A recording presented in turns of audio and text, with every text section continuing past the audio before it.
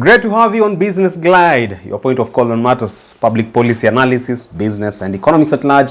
I'm Richard Mwenja, your resident economist here, and I'm not alone. I'm in the company of this self-proclaimed, self-made economist and not working for the IMF World Bank. Professor Manyora, how are you doing today? I'm here, yes. You're going hard on economists out here. Why are you discrediting them? Because they are not presenting any option that can get Africa out of the hole. Textbook economics? They are reciting what they have been taught by people who don't want to see us progress. David Dick will be watching. They are doing the bidding of World Bank. The training, the schooling, the education they have received. They have been trained to see the world using the World Bank eyes. And therefore, if we listen to them, Africa will never go anywhere. You can never the solutions they give are kindergarten solutions. Can't make Kenya the Singapore of Africa? I listened to one of the leading economists in this country, so-called economists. Currently, I think, doing a big job for Ruto as an economic advisor in economics. He said, why we borrowed the Eurobond towards the end of the Ruto Uhuru regime was that there was a deficit of 100 billion. Look at that stupid thinking. If you have done your budgeting and you can't raise 100, there's something you're looking for 100 you can't raise internally, 100 billion. You go and borrow. Look at that thinking. That's the World Bank thinking, that a budget must, the so-called balancing of a budget, doing budget what deficits, yeah. World Bank thinking, to keep you enslaved, to keep you under the capture of IMF and the World Bank and money lenders. You simply go to your budget and strike out a few things and you get 100 billion less your budget. You don't go and borrow. Any budget of this country from the 1990s will have a lot of rubbish in it which you can remove.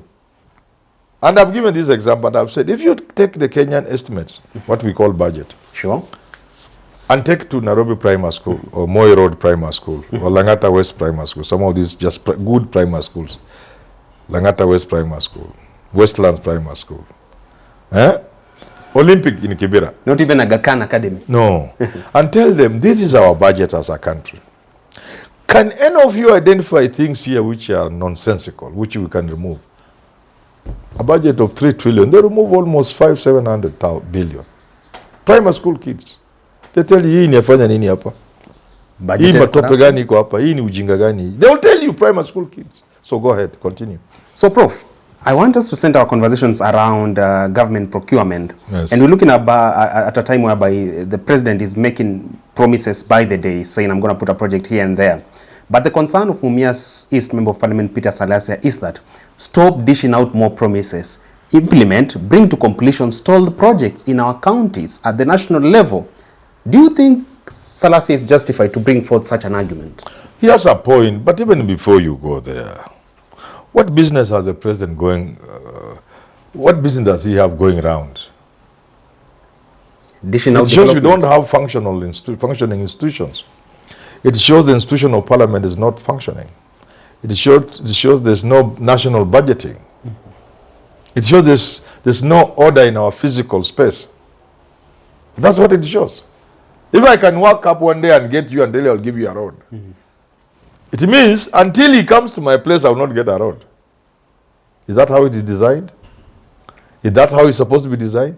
That until the president comes to your village, you won't get that water tap. So even before you interrogate what the Salasia is saying, we must put an end to that. And I want to advise government.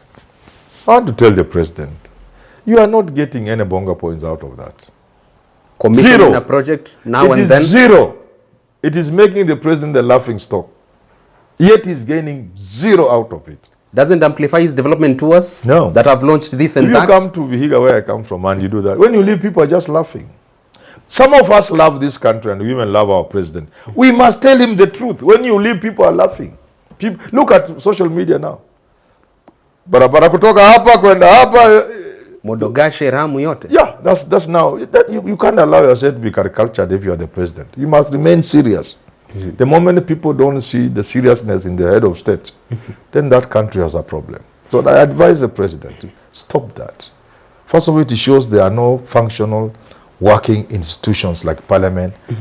There is no budgeting process. It is whimsical. It can't work like that. And it also means you have to wait until the president comes to your village for you to get something.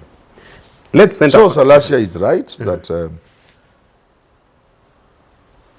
don't where is the money even to implement even what we have, even before you promise more? Do you even have enough money to implement an eighth, 10% of those projects that are already earmarked for development, for construction, whatever, for implementation? You're a political analyst, Prof, and I want to understand, is this a deliberate political strategy to make Kenyans desperate? Because you're talking about politics of tokenism. Do you think the president is trying to use that antic so that he can control the masses? That until I visit your place, that is when I'll give you development on the account that you own my reception at that particular region? There's nothing wrong with what the president is doing. The only thing that is bad, and which the president must know, he's using a tactic that worked 30, 20 years ago. Reading from an old political playbook? It doesn't work anymore. When the president went somewhere and promised people, everybody was excited and happy. And come voting day, everybody will vote for the president or the MP or whatever it was, or the councillor. That's how it worked. It cannot work anymore. People just laugh when you leave. In any case, people know it's not your money. Nitawapea barabara. Yeah. Other CDF MPs who are going around giving checks. When they give, people just laugh. It's not their money. People already know. But in the initial days, you can imagine how much mileage MPs got by giving the CDF checks. You go to a school, give a CDF check of 300,000, in that polling station around there, you get all the votes. That's how it was working during Kibaki's time, because it's Kibaki who initiated CDF. And then a bit of Uhuru. But now you give a CDF check. So I want the president to read from that. Use that as an example. MPs got votes because of CDF checks. Today, a CDF check you give, even when you call people, they are not there. 5,000 for University of Nairobi school fees. Nobody even thinks about it. So the president ought to stop that, because he's not getting anything up. Instead, people are laughing at him. It's not good for the president. There are few people who love this country and him like me. So I can only tell him the truth. Don't listen to these busybodies. It doesn't work. It's counterproductive. The king is naked? Yeah, let's tell him a bit of that because we shall take him to a tailor. There's another concern from Peter Salasia, that of contractors are not on sites. This project I've stalled. Money has been poured to facilitate the same development, but they're not on site. Yeah. Are they enjoying the immunity of the state, even at the devolved unit level, that this construction is to be done to Luombei, but contractors are having a field day with taxpayers' money? I have always said, when you see a project being launched, when you see a project being budgeted for, launched, implemented, and so on and so forth, it is not because that project is necessary. It is because it is, if it is budgeting, you are budgeting for corruption. It is because that is how people will eat. I'll give you a good example. If you pass somewhere and you see a magnificent gate being constructed, big, huge, out of proportion in a school, you wonder, does the school need such a gate? And toilets are in a desperate state. Yes. The principal is taking his daughter to the UK and he needs 2 million fees. So he starts the gate and gives it 7 million. Ruto and Australia. The gate will cost about 1.8 million. So the rest he will lead with the contractor daughter and end Australia. That's how it is. And it's for all the projects. There isn't a project that is being started because Kenyans need it. The project is being started because through that project, people will line their pockets and the stomachs will bulge and all that kind, which is really sad. Don't you think it is despicable that you're talking about impunity being there in the public service, that even when private partners are contracted to do a government job, they don't take into consideration the impact even on the sanctity of human life? Look, a bridge is constructed in Kajiado, collapses, a week after the commissioning, does it mean even when it comes to quality assurance checks, we are giving a blind eye to it? Which quality? First of all, it was not designed because people needed the bridge. It was an excuse needed to eat. And then you rope in your engineers, the boys and girls you have trained. They also want money. So where they are to sign, they don't. Wanauliza tu ni wapi ya kusign. Waangalie the threshold to be met. Wanaangalia hiyo envelope. Siku hizi ni dollars. Hakuna Kenya shillings. Hata hesabu anaona hiyo imefura dollars, anaanza ni wapi ya kusign. This is the best bridge ever constructed. Haulizi pillars, are they in good shape? But no, that is the checklist. That's an inconvenience. Unauliza the size of the bahasha. At the expense of people's lives? That's how it is. Everything, the building cost to collapsing. This is a Mutumba economy. If an earthquake were to happen in this country, only KICC may remain. All these structures, all these affordable residential flats and what have you, apartments, all of them will go down. Nothing. There's nothing that's made specification. Nothing is ever done to specifications in this country. Nothing. There are no professions in this country. All of them are thieves. All of them want to have the best car, live in the best neighborhood. Everybody wants money. Until you address this worship, the worship of money in this country, nothing will ever work. The worship of money. But everybody has only one agenda in this country. Kuweka shilingi kwa mfuko. Hiyo tu, national agenda. Get money. Primitive accumulation of wealth. How you get it is not important. Get money. You've talked about the concern from your end that the mistake we did was making governors demigods in this country, and they're having a field day with it. So then again, Prof, if you are the president, how then would you have reformed government procurement in the sense that a tender is dished out and you get value for every single of taxpayers' money that has gone into facilitating the same tender? How would you have done differently? First of all, I will dismantle the whole procurement system. In government departments and ministries, I'll sack all procurement officers. Public service boards? I will abolish the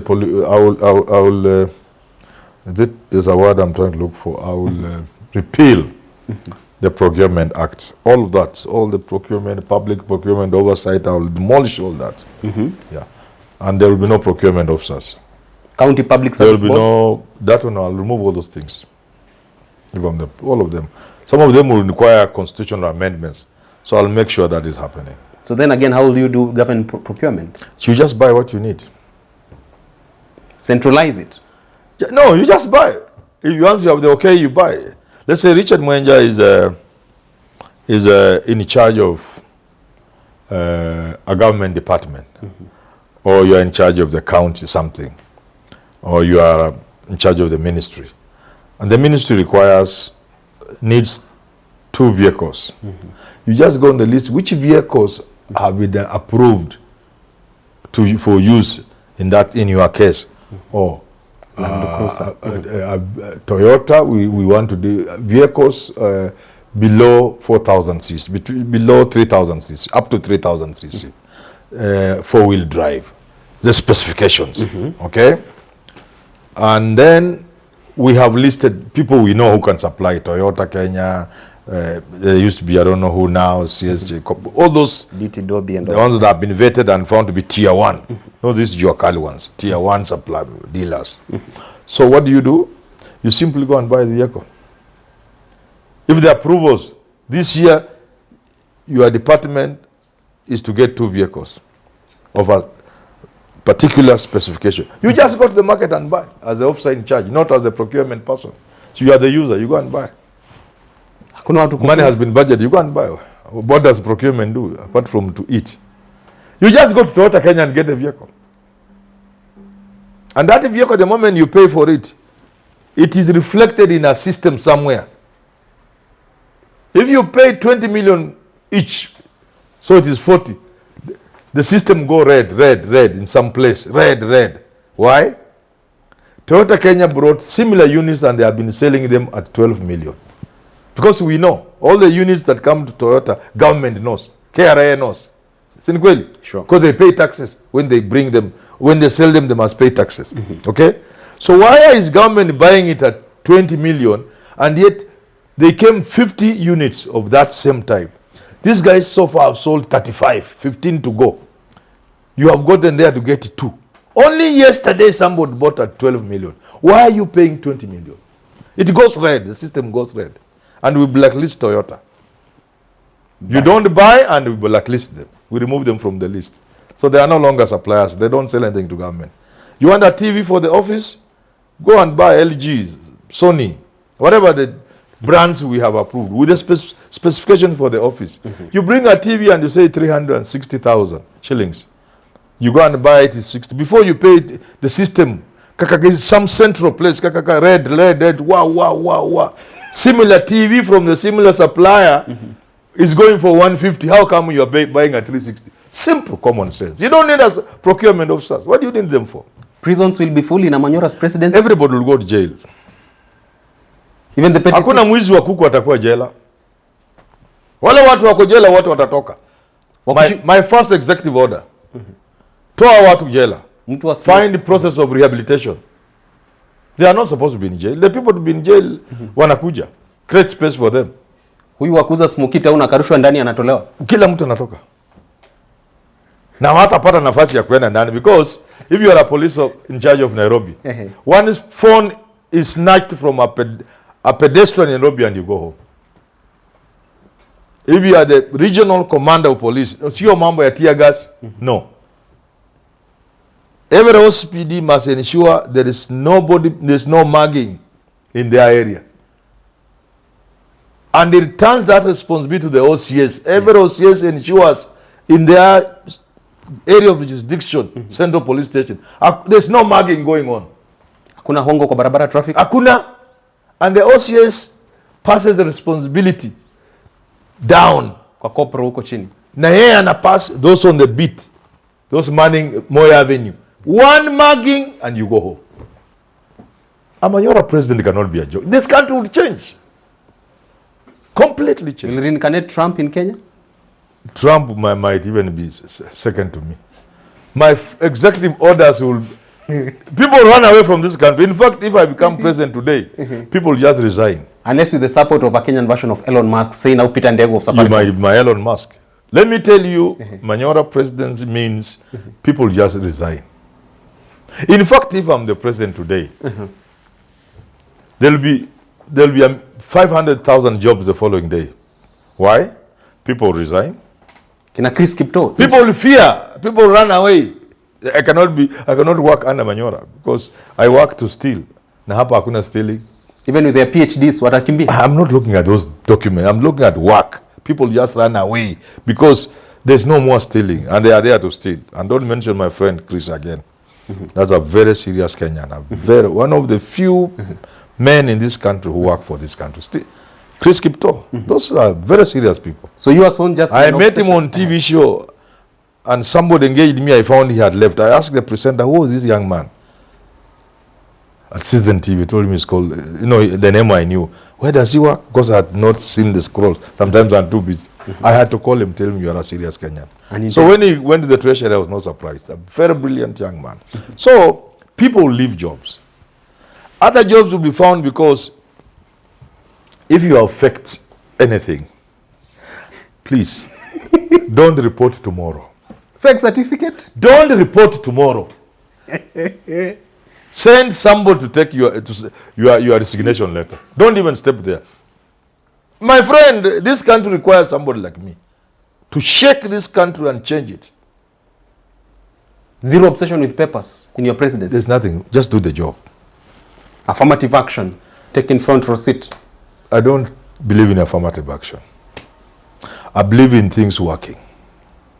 And when things work, everybody will benefit. Women will benefit, disabled will benefit, young people will benefit. But I'm not going to give you a job because you are a woman. Gender equality. I will not do that. I'll give you a job because you will do it. And I'm more than convinced there are enough women with the capacity to do things. It is the busybodies who want affirmative, so they are the ones to get. When you hear things set aside for women, the really women don't get. Is hao ma lipstick na kurukaruka na size yao ndio wanapata. Hakuna affirmative action. Kazi tu. chini ya mimi Manyora ni kazi tu. Hapa kazi tu. Na mimi nakwambia watu wenyewe watatoroka tu. Watu wenyewe hata policemen, many of them will just resign. Wacha nitafute maisha ingine. And the remaining ones, the police will remain. Hii maisha wanaishi, watakuwa wakiangalia wanasema kumbe tulikuwa tunaishi kama wanyama. I will transform the police force even from a welfare perspective. In my first 2 years, no police officer will stay in anything below a 2-bedroom house. That would be the worst. With piped water and everything. A 2-bedroom, really modern house for a police officer. Uniform ijetaruka? I have calculated and I know how much I will need to pay police officers. The minimum would be? A police officer today with our economy, the least will be about 120,000. Without sinking the nation into debt? Which nation is it? There's money. Wizi nitakuwa nimefunga yote. Hawa polisi wanabaki ndio watanisaidia kushika wezi. The more they arrest, the better their welfare. Because there will be more money to pay them. Without coming up with a task force to look into their... Hakuna tax, I will lower all taxes. Some I will remove. Na task force ya kuangalia maslahi yao? Which task force? Hakuna task force. I know what the police need. The police know what they need. The police need new good salaries. Do you need a task force to pay the police well? Police reforms. Which are police reforms? We know the entry qualification must be looked at. You must recruit people who are well educated. Give them modern training. You know the training they get ya parade peke yake hapana. Hapana. Hiyo ni 5% of the training. Modern training. Fungua mdomo tuone meno. Hiyo hata kuangalia meno ya watu. Unaangalia nini meno ya mtu na Mungu ndiye alimpatia hiyo meno. Unataka nini na meno ya Mungu ya mtu? Kenya Navy won't. Kwa hivyo meno yake ikiwa na kasoro kidogo huwezi kumpa kazi. Na polisi anahitaji meno afanye nini? Kwani anaenda kutafuna mifupa? Best swimmers Kenya Navy in your government. People who you can't employ somebody in the Kenya Navy who is seeing water for the first time. Kutoka Lombei. From Lombei. Seeing water for the first time. You can't. Oh, Mandera. My friend, a Manyora president will be hell. Well, there you have it from Herman Manyora, talking about where this country needs to be today, if not yesterday. Until we get to do this again, enjoy the rest of your viewing. I'm Richard Mwenja. Manyora is so sarcastic. I'm literally in tears here. But I cannot get away without roping in our fan of the week. It is none other than this top fan from Ngara called Veronica Wambui. Veronica Wambui. Thank you, Mono. Thank you for being part of the family, Veronica. Right, asanteni sana. Keep this conversation going beyond here. I'm at Mwenja Richard on X and TikTok. Get Professor Manyora at H Manyora as well. Up next on your screen is the Business Glide, African proverb of the day.